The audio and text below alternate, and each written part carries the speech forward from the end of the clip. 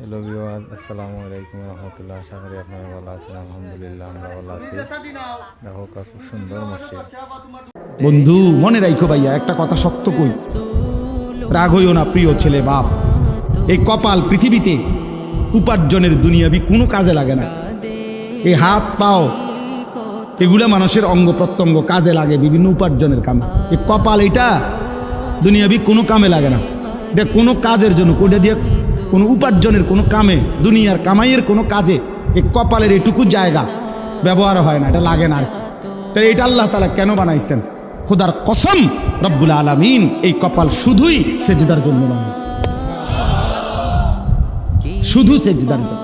এই জন্য যে কপাল সেজদা দেয় না, যে কপালে সেজদা নাই, তুই মানুষও না, মানুষের বাচ্চাও না। ইনসানের কোনো কাতারে সে পড়ে না, সে কোনো মানুষের কাতারে পড়ে না। ইনসানের কোনো কাতারে পড়ে না যার কপালে সেজদা।